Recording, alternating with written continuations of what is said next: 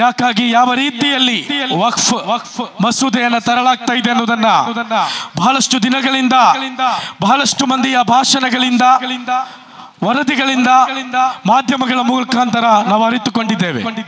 ಈಗಾಗಲೇ ಝೈನಿ ಉಸ್ತಾದ್ ಅವರು ಹೇಳಿದ್ರು ಯಾವ ರೀತಿಯಲ್ಲಿ ಇದರಲ್ಲಿ ನಾವು ಕಾಣಲೇಬೇಕಾದಂತ ಕೆಲವೊಂದು ಅಂಶಗಳಿವೆ ಅಂತೇಳಿ. ಒಂದು ರಾಷ್ಟ್ರೀಯ ಕೌನ್ಸಿಲ್ ನಲ್ಲಿ ಅದರ ಕೌನ್ಸಿಲ್ ನಲ್ಲಿ ಮುಸಲ್ಮಾನರನ್ನೇ ಮೈನಾರಿಟಿ ಮಾಡುವಂತಹದ್ದು ಮತ್ತು ರಾಜ್ಯ ಬೋರ್ಡ್ ವಕ್ಫ್ ಬೋರ್ಡ್ ನಲ್ಲಿಯೂ ಕೂಡ ಮುಸಲ್ಮಾನ ಸದಸ್ಯರ ಸಂಖ್ಯೆಯನ್ನ ಕಡಿಮೆ ಮಾಡಿ ಇತರ ಮುಸಲ್ಮೇತರರನ್ನ ಹೆಚ್ಚುಗೊಳಿಸುವಂತಹ ಷಡ್ಯಂತ್ರವನ್ನು ಹಾಕಿರುವಂತಹದ್ದು, ಜುಡಿಷಿಯರಿಯಲ್ಲಿ ಇರುವಂತಹ ಟ್ರಿಬ್ಯುನಲ್ ನಲ್ಲಿ ಇರುವಂತಹ ಇದರ ಪವರ್ ಅನ್ನ ತೆಗೆದುಕೊಂಡು ಜಿಲ್ಲಾಧಿಕಾರಿಗಳಿಗೆ ಸರ್ಕಾರಿ ಅಧಿಕಾರಿಗಳಿಗೆ ನೀಡಿರುವಂತಹದ್ದು. ಅಥವಾ ಒಬ್ಬ ಈ ವಕ್ಫ್ಗೆ ಏನಾದರೂ ದಾನವನ್ನ ಮಾಡಬೇಕಂತ ಹೇಳಿದ್ರೆ ನಾನು 5 ವರ್ಷ ಪ್ರಾಕ್ಟಿಸಿಂಗ್ ಮುಸಲ್ಮಾನನಾಗಿದ್ದೆ ಅನ್ನುವುದನ್ನ ನಿರೂಪಿಸಬೇಕು ಅನ್ನುವಂತಹ ರೀತಿಯದ್ದು. ಈ ರೀತಿಯಾಗಿ ಅಥವಾ ಸರ್ವೆ ಮಾಡುವಂತಹ ವಿಚಾರಗಳನ್ನ ಸ್ವತಂತ್ರ ಕಮಿಷನ್ ಮೂಲಕ ಸರ್ವೆ ಮಾಡಬೇಕು ಅನ್ನುವಂತಹ ವಿಚಾರಗಳನ್ನ ಇವತ್ತು ಜಿಲ್ಲಾಧಿಕಾರಿಯ ಸುಪರ್ದಿಗೆ ತಂದಿರುವಂತಹದ್ದು. ಈ ರೀತಿಯ ಬಹಳಷ್ಟು ವಿಚಾರಗಳನ್ನ ಇದರಲ್ಲಿ ಹಾಕಲಾಗಿದೆ. ನಾವೆಲ್ಲರೂ ಕೂಡ ಈಗ ಇಲ್ಲಿ ಬಹಳಷ್ಟು ಮಂದಿ ಭಾಷಣದ ಮೂಲಕ ಹೇಳಿದ್ರು, ಸಂವಿಧಾನ ಇದೆ, ನಾವು ಕಾನೂನಿನ ಹೋರಾಟವನ್ನ ಮಾಡೋಣ, ಸಂವಿಧಾನದ ಮೇಲೆ ಈ ದೇಶದ ನ್ಯಾಯಾಂಗದ ಮೇಲೆ ವಿಶ್ವಾಸವಿಟ್ಟುಕೊಂಡು ನಾವು ಮುಂದುವರಿಯೋಣ, ಖಂಡಿತವಾಗಿಯೂ ಕೂಡ ದೊರೆಯಲಿಕ್ಕಿದೆ ಅಂತೇಳಿ. ಈ ದೇಶವನ್ನ ಈ ಭಾರತವನ್ನು ತೆಗೆದುಕೊಂಡ್ರೆ ಈ ದೇಶದ ಸಂವಿಧಾನದಲ್ಲಿ ಈ ದೇಶದ ನ್ಯಾಯಾಂಗದಲ್ಲಿ ಮುಸಲ್ಮಾನರು ಭರವಸೆಯನ್ನು ಇಟ್ಟಷ್ಟು ಈ ದೇಶದ ಇತಿಹಾಸದಲ್ಲಿ ಇನ್ಯಾರೂ ಕೂಡ ಇಟ್ಲಿಲ್ಲ ಅನ್ನೋದನ್ನು ನಾವು ಅರ್ಥ ಮಾಡಿಕೊಳ್ಬೇಕು. ಸುದೀರ್ಘವಾದಂತಹ 25 ವರ್ಷಗಳಾಗಿತ್ತು ಈ ದೇಶದ ಸರ್ಕಾರಗಳು, ಈ ದೇಶದ ಮಿಲಿಟರಿ ವ್ಯವಸ್ಥೆಗಳು, ಈ ದೇಶದ ಪೊಲೀಸ್ ವ್ಯವಸ್ಥೆಗಳು ಎಲ್ಲರೂ ಕೂಡ ನೋಡಿ ನಿಂತುಕೊಂಡು ಕೈಕಟ್ಟಿ ನಿಂತುಕೊಂಡು ಮುಸಲ್ಮಾನರು 400 ವರ್ಷಗಳ ಕಾಲ ಪ್ರಾರ್ಥನೆ ಮಾಡಿದಂತಹ ಸುಜೂದ ಹಾಕಿದಂತಹ ಬಾಬರಿ ಮಸ್ಜಿದ್ ಅನ್ನು ಧ್ವಂಸ ಮಾಡಿದ ವಿಚಾರದಲ್ಲಿ ಮುಸಲ್ಮಾನರು ಈ ದೇಶದ ಸಂವಿಧಾನವನ್ನು ಈ ದೇಶದ ನ್ಯಾಯಾಂಗದ ಮೇಲಿರುವಂತಹ ಭರವಸೆಯನ್ನು ಬದಿಗೆ ಇಟ್ಟು ಅವರು ಮುಂದುವರಿಯಲಿಲ್ಲ. ಅವರು 25 ವರ್ಷಗಳ ಕಾಲ ಈ ದೇಶದ ನ್ಯಾಯಾಂಗ ವ್ಯವಸ್ಥೆಯ ಮೇಲೆ ಭರವಸೆಯನ್ನು ಇಟ್ಟು ಇಂದೋ ನಾಳೆಯೋ ನಮಗೆ ನ್ಯಾಯ ದೊರಕಬಹುದು, ಆ ಬಾಬರಿಯ ಮಸೀದಿಯ ಮಿನಾರಗಳಲ್ಲಿ ಆಜಾನ್ ಮೊಳಗಬಹುದು ಅಂತ ಹೇಳಿಕೊಂಡು ಕಾದು ಕುಳಿತೆವು. ಆದರೆ ಇಲ್ಲಿಯ ನ್ಯಾಯಾಂಗ ವ್ಯವಸ್ಥೆ ಕೊನೆಗೆ ನಮಗೆ ನೀಡಿದ್ದು ಆ ನಮ್ಮ ಭೂಮಿಯನ್ನ ಕಸಿದುಕೊಂಡು ಬಹುಸಂಖ್ಯಾತರ ಭಾವನೆಗೆ ಅನುಗುಣವಾಗಿ ರಾಮ ಮಂದಿರಕ್ಕೆ ಅದನ್ನು ಬಿಟ್ಟುಕೊಡಲಾಯಿತು. ಅನಂತರ NRCCA ಸುದೀರ್ಘವಾದಂತಹ ಹೋರಾಟ, NRCCA ಅನ್ನು ಇಲ್ಲಿ ತರಲಿಕ್ಕೆ ಪ್ರಯತ್ನವನ್ನ ಮಾಡಿದ್ರು. NRCCA ಕೂಡ ಇಲ್ಲಿ ಪಾಸ್ ಆಯಿತು. ಈಗ ನಾವು ಈ ಬಿಲ್ ಪಾಸ್ ಆದಾಗ SDPI ಅವರು, ಜಮಾತೆ ಇಸ್ಲಾಮಿನವರು, ಕಾಂಗ್ರೆಸ್ನವರು, DMK ಅವರು ಎಲ್ಲರೂ ಕೂಡ ಸುಪ್ರೀಂ ಕೋರ್ಟ್ಗೆ ಪಿಟಿಷನ್ ಹಾಕಿದ್ದಾರೆ. ಇದರ ವಿರುದ್ಧ ಕೇಂದ್ರ ಸರ್ಕಾರ ಕೆವಿಯಟ್ ಕೂಡ ಹಾಕಿದೆ. ಆದರೆ ನಾವು ಅರ್ಥ ಮಾಡಿಕೊಳ್ಬೇಕು, NRC ವಿಚಾರದಲ್ಲಿ ಸುಮಾರು 156 ಪಿಟಿಷನ್ ಗಳನ್ನು ಹಾಕಿದ್ದಾರೆ. ಇದುವರೆಗೆ ಒಂದೇ ಒಂದನ್ನು ಕೂಡ ವಿಚಾರಣೆಗೆ ಎತ್ಕೊಳ್ಳಿಲ್ಲ. ಇದುವರೆಗೆ ವಿಚಾರಣೆ ಇಲ್ಲಿ ಆರಂಭಗೊಳ್ಳಿಲ್ಲ. ನಾಳೆ ಬೇಕಾದ್ರೂ NRCCA ಅನ್ನ ದೇಶಾದ್ಯಂತ ಇಂಪ್ಲಿಮೆಂಟ್ ಮಾಡಬಹುದು. ಈಗ ನ್ಯಾಯಮೂರ್ತಿ ಆಗಿರುವಂತಹ ಕನ್ನಾರ್ ಅವರು ಅವರ ಏನು ರಿಟೈರ್ಮೆಂಟ್ ಕೊನೆಯ ಹಂತದಲ್ಲಿದ್ದಾರೆ. ತರಾತುರಿಯಲ್ಲಿ ತ್ವರಿತವಾಗಿ ಈ ಇಷ್ಟು ಮಂದಿ ಸಲ್ಲಿಸಿದಂತಹ ಪಿಟಿಷನ್ಗಳು, ಈ ಬಿಲ್ಲಿನ ವಿರುದ್ಧವಾಗಿ ಸಲ್ಲಿಸಿದಂತಹ ಪಿಟಿಷನ್ಗಳು ವಿಚಾರಣೆಗೊಳ್ಳಬಹುದು ಅಂತೇಳಿ ನಾವು ಅಂದುಕೊಳ್ಳುವುದರಲ್ಲಿ ನಮಗೆ ಯಾವುದೇ ಭರವಸೆ ಇಲ್ಲ. ಅಂದರೆ ನಾನು ಹೇಳ್ತಾ ಇರುವಂತಹದ್ದು, ಕಾನೂನು ಹೋರಾಟವನ್ನು ನಾವು ಮಾಡೋಣ, ಸುಪ್ರೀಂ ಕೋರ್ಟ್ಗೆ ನಾವು ಹೋಗೋಣ, ನ್ಯಾಯಾಂಗದ ಮೇಲೆ ಭರವಸೆ ಇಡೋಣ. ಅಷ್ಟು ಮಾತ್ರ ಸಾಧ್ಯವಾಗುವುದಿಲ್ಲ. ಯಾವಾಗ ರೈತರ ವಿರುದ್ಧವಾಗಿ ಈ ದೇಶದಲ್ಲಿ ಮಸೂದೆಯನ್ನು ತಂದಾಗ 750 ರೈತರು ತಾವು ತಮ್ಮ ಜೀವವನ್ನು ನೀಡಿಕೊಂಡು ಹೋರಾಟವನ್ನು ನಡೆಸಿದಾಗ ಯಾವ ರೀತಿ ಈ ಸರ್ಕಾರ ಮಂಡಿಯೂರಬೇಕಾಯಿತೋ ಆ ರೀತಿಯಲ್ಲಿ ತೀವ್ರವಾದಂತಹ ಉತ್ತಮ ಉತ್ತಮವಾದಂತಹ ಹೋರಾಟಗಳನ್ನ ಈ ದೇಶದಲ್ಲಿ ಸಜ್ಜುಗೊಳಿಸಲಿಕ್ಕೆ ಈ ಸಮುದಾಯ ಮುನ್ನುಗ್ಗಬೇಕಾಗಿದೆ. ನಿನ್ನೆ ಮುಸ್ಲಿಂ ಲಾ ಬೋರ್ಡ್ನವರು 90 ದಿನಗಳ ಹೋರಾಟದ ಒಂದು ರೂಪುರೇಷೆಯನ್ನ ಮಾಡಿದ್ದಾರೆ. ಬಹಳ ಉತ್ತಮವಾದಂತಹ ರೂಪುರೇಷೆ. 90 ದಿನಗಳಲ್ಲಿ ಈ ದೇಶದಲ್ಲಿ ಮುಸಲ್ಮಾನರು, ಜಾತ್ಯತೀತರು, ಫ್ಯಾಸಿಸ್ಟ್ ವಿರೋಧಿಗಳು, ಸಂವಿಧಾನ ಪರರು, ಪ್ರಜಾಪ್ರಭುತ್ವವಾದಿಗಳು, ಮಾನವ ಹಕ್ಕು ಹೋರಾಟಗಾರರು, ವಿದ್ಯಾರ್ಥಿ ಹೋರಾಟಗಾರರು ಎಲ್ಲರೂ ಕೂಡ ಒಗ್ಗೂಡಿಕೊಂಡು ಈ ದೇಶದಲ್ಲಿ ಅತಿ ದೊಡ್ಡ ರೀತಿಯಾದಂತಹ ಕ್ರಾಂತಿಯನ್ನು ಸೃಷ್ಟಿಸಬಲ್ಲ ಹೋರಾಟವನ್ನು ಮಾಡಬೇಕಂತ ಹೇಳಿ ಮುಸ್ಲಿಂ ಲಾ ಬೋರ್ಡ್ನವರು ಒಂದು ಸ್ವರೂಪವನ್ನು ರೂಪುರೇಷೆಯನ್ನು ರಚಿಸಿದ್ದಾರೆ. ಮುಸ್ಲಿಂ ಲಾ ಬೋರ್ಡ್ನವರು ಇದನ್ನ ಜಂತರ್ ಮಂತರ್ಗಿಂತ ಆ ಕಡೆಗೆ ಕೊಂಡೊಯ್ಯುತ್ತಾರೋ ನನಗೆ ಗೊತ್ತಿಲ್ಲ, ಕೊಂಡೊಯ್ಯಲೂಬಹುದು. ಆದರೆ ಇದನ್ನ ಬೇಕಾದಲ್ಲಿಗೆ ತಲುಪಿಸುವಂತೆ ಈ ಹೋರಾಟವನ್ನ ನ್ಯಾಯ ಸಿಗುವ ತನಕ ಜೀವಂತ ಇರಿಸುವಂತಹ ಜವಾಬ್ದಾರಿ ನಿಮ್ಮೆಲ್ಲರ ಮೇಲೆ ಇದೆ. ಅದನ್ನು ನಾವು ಯಶಸ್ವಿಯಾಗಿ ಮಾಡಬೇಕಾಗಿದೆ. ಇವತ್ತು ಇಷ್ಟು ದೊಡ್ಡ ಒಂದು ಸಣ್ಣ ಊರಿನಲ್ಲಿ ಈ ರೀತಿಯ ಒಂದು ಕರೆಗೆ, ಕೆಲವೇ ದಿನಗಳ ಕೆರೆಗೆ, ನಾನು ಅಂದುಕೊಂಡಂತೆ 2 ದಿನಗಳ ಮುಂಚೆ ಇಲ್ಲಿ ಇವರು ಪತ್ರಿಕಾಗೋಷ್ಠಿಯನ್ನು ಕರೆದುಕೊಟ್ಟಂತ ಈ ಕರೆಗೆ ಇಷ್ಟೊಂದು ಮಂದಿಯನ್ನ ಸೇರಿಸಲಿಕ್ಕೆ ಸಾಧ್ಯವಾಗಿದ್ರೆ 18ನೇ ತಾರೀಕಿನಂದು ನಮ್ಮ ಉಲಾಮಗಳು ಕರೆಗೊಟ್ಟಿರುವಂತಹ ಆ ಹೋರಾಟ ಏನಿದೆ ಅದು ಇಡೀ ದೇಶವನ್ನ ಸ್ತಬ್ಧಗೊಳಿಸಬೇಕು. ಆ ರೀತಿಯ ಹೋರಾಟಗಳನ್ನ ನಾವು ಮಾಡಬೇಕಾದಂತಹ ಅಗತ್ಯತೆ ಇದೆ. ಯಾಕಂತ ಹೇಳಿದ್ರೆ ಹೋರಾಟಗಳು ತೀವ್ರಗೊಳ್ಬೇಕು. ಈಗ ಕೆಲವೊಂದು ಹೋರಾಟಗಳಿಲ್ಲ. NRC CA ಬಂದಾಗ JNUನ ಜಾಮಿಯಾ ಮಿಲ್ಲಿಯಾದ ವಿದ್ಯಾರ್ಥಿಗಳು ಅಲ್ಲಿ ಹಾಕಲ್ಪಟ್ಟಂತಹ ಗೇಟುಗಳನ್ನ, ಪೊಲೀಸರ ಟಿಯರ್ ಗ್ಯಾಸ್ಗಳನ್ನ ಕಿತ್ತೆಸೆದುಕೊಂಡು ಈ ದೇಶದ ಮೂಲೆ ಮೂಲೆಗಳಿಗೆ NRC CA ಹೋರಾಟವನ್ನು ತಲುಪಿಸಿದ್ರು. RSS ಭಯಗೊಂಡಿತ್ತು. ನಾಗಪುರದ ಕಚೇರಿಗಳು ನಡುಗಿತ್ತು. ಬಿಜೆಪಿಯ ಪ್ರತಿಯೊಂದು ಅಜೆಂಡಾಗಳು ಕೂಡ ಅಲ್ಲಿ ಒಡೆದು ಹೋಯಿತು. ಈ ದೇಶದಲ್ಲಿ NRC ಅನ್ನು ತರುವಂತಹ, CA ಅನ್ನು ತರುವಂತಹ ಅವರ ಪ್ರಯತ್ನವನ್ನ ಅವರು ಒಂದಷ್ಟು ಕಾಲಕ್ಕೆ ಕೈ ಬಿಟ್ಟರು. ಎಲ್ಲಿಯವರೆಗೆ ಹೋರಾಟ ಮುಂದುವರಿದು ಅಂತ ಹೇಳಿದ್ರೆ ಕೊರೋನಾದವರೆಗೆ ನಮ್ಮ ಮಹಿಳೆಯರು ಕೂಡ ಶಾಹೀನ್ ಬಾಗಿನಲ್ಲಿ ಈ ದೇಶದಲ್ಲಿ ಆಜಾದಿಯ ಘೋಷಣೆಗಳನ್ನು ಕೂಗಿಕೊಂಡು NRC ವಿರುದ್ಧ ಹೋರಾಟವನ್ನ ಮಾಡಿದ್ರು. ನಾನು ಹೇಳುವಂತಹದ್ದು, NRC ನನ್ನ ಮನೆಯನ್ನು ತೆಗೆದುಕೊಂಡು ಹೋಗ್ಲಿಕ್ಕಿದೆ, ನನ್ನ ಆಸ್ತಿಯನ್ನು ತೆಗೆದುಕೊಂಡು ಹೋಗ್ಲಿಕ್ಕಿದೆ, ನನ್ನ ಪೌರತ್ವವನ್ನು ಕಸಿದಿಕ್ಕಿದೆ ಅನ್ನುವಂಥದ್ದನ್ನ ಅರಿತುಕೊಂಡದಕ್ಕೂ ಗೊತ್ತಿಲ್ಲ. ಅತಿ ಹೆಚ್ಚಿನ ಸಂಖ್ಯೆಯಲ್ಲಿ ಜನ ಸೇರಿ ಹೋರಾಟ ನಿರಂತರವಾಯಿತು. ಯಾಕೆ ವಕ್ಫಿನ ಹೋರಾಟದಲ್ಲಿ ಆ ಪ್ರಾಧಾನ್ಯತೆ ಕಾಣ್ತಾ ಇಲ್ಲ? ಇನ್ನೊಂದು ವಿಚಾರ ಇದೆ, ನಾವು ಅರಿತುಕೊಳ್ಬೇಕು. NRC ಮತ್ತು CA ಸಂದರ್ಭದಲ್ಲಿ ಬಹಳಷ್ಟು ಮಾನವ ಹಕ್ಕು ಹೋರಾಟಗಾರರು, ಜನಪರ ಹೋರಾಟಗಾರರು, ಚಿಂತಕರು, ಬರಹಗಾರರು, ಜರ್ನಲಿಸ್ಟ್ಗಳು, ವಿದ್ಯಾರ್ಥಿ ನಾಯಕರು ಹೋರಾಟದ ಭಾಗವಾದ್ರು.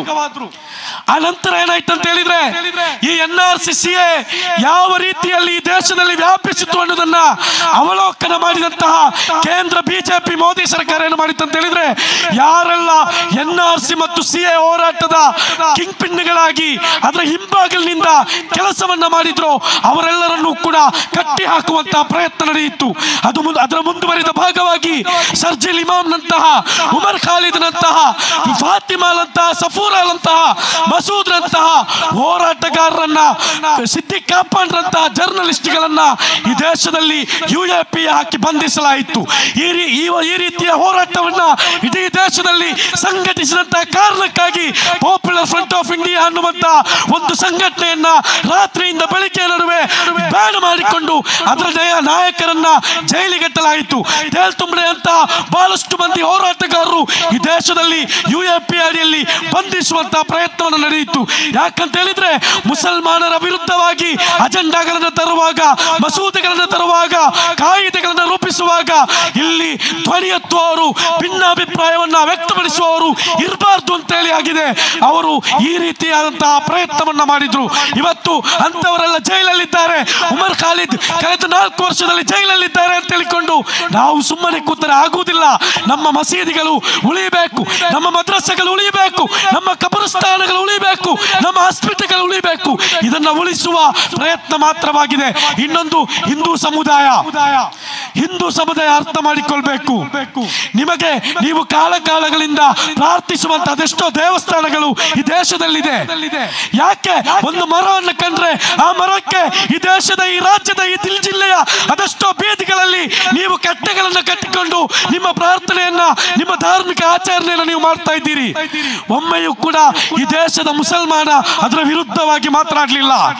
ಯಾಕಂತ ಹೇಳಿದ್ರೆ ನಿಮ್ಮ ಧಾರ್ಮಿಕ ಆಚರಣೆ ಏನಿದೆ, ನಿಮ್ಮ ಧಾರ್ಮಿಕ ನಂಬಿಕೆ ಏನಿದೆ, ಅದನ್ನು ಗೌರವಿಸಲಿಕ್ಕೆ ನನ್ನ ಧರ್ಮ ನನಗೆ ಕಲಿಸಿದೆ, ನಮ್ಮ ಧರ್ಮ ಕಲಿಸಿದೆ. ಅದಕ್ಕಾಗಿ ಇದುವರೆಗೆ ನಾವು ಎಲ್ಲಿಯೂ ಕೂಡ ನಿಮ್ಮ ಒಂದೇ ಒಂದು ಆಚರಣೆ ವಿರುದ್ಧ, ಒಂದೇ ಒಂದು ನೀವು ಸರ್ಕಾರಿ ಭೂಮಿಯಲ್ಲಿ ರಚಿಸಿದಂತಹ ಮಂದಿರಗಳ ವಿರುದ್ಧ, ಭಜನಾ ಮಂದಿರಗಳ ವಿರುದ್ಧ ನಾವು ಮಾತಾಡಲಿಲ್ಲ. ನಾವು ಗೌರವಿಸಿದ್ದೇವೆ. ಇವತ್ತು ನಾವೇ ದಾನ ಮಾಡಿದಂತಹ, ನಮ್ಮ ಹಿರಿಯರು ಬಿಟ್ಟು ಹೋದಂತಹ ನಮ್ಮದೇ ಹಕ್ಕನ್ನ ಸರ್ಕಾರ ಕಸಿಯುವಾಗ ನೀವು ಯಾಕೆ ಅದನ್ನು ಬೆಂಬಲಿಸ್ತಾ ಇದ್ದೀರಿ? ನೀವು ಯಾಕೆ ಇದನ್ನು ಅವಲೋಕನ ಮಾಡ್ತಾ ಇಲ್ಲ? ಈ ದೇಶದಲ್ಲಿ ಕಾಲಗಳಲ್ಲಿ ಅವರು ಹೂಡಿಟ್ಟಂತಹ ದೇವಸ್ಥಾನಗಳಲ್ಲಿ ಹೂಡಿಟ್ಟಂತಹ ಯಾವುದಾದ್ರೂ ಒಂದು ಆಸ್ತಿಯ ಬಗ್ಗೆ ನಾವು ಇದುವರೆಗೆ ಮಾತಾಡಿದ್ದೇವೆಯಾ? ನಾವು ಮಾತಾಡಲಿಲ್ಲ. ನಾವು ಮಾತಾಡೋದು ಕೂಡ ಇಲ್ಲ. ನಾಳೆ ಯಾವುದಾದ್ರೂ ಒಂದು ದೇವಸ್ಥಾನದ ಪೂಜೆಯನ್ನು ನಿಲ್ಲಿಸಲಿಕ್ಕೆ ಯಾವುದಾದ್ರೂ ಒಬ್ಬ ಅಧಿಕಾರಿ ಮುಂದೆ ಬಂದ್ರೆ ಅದನ್ನ ಪ್ರಶ್ನಿಸಲಿಕ್ಕೆ ಈ ಮುಸ್ಲಿಂ ಸಮುದಾಯ ಮುಂದೆ ಇರ್ತದೆ. ಅದರಲ್ಲಿ ಸಂಶಯವಿಲ್ಲ.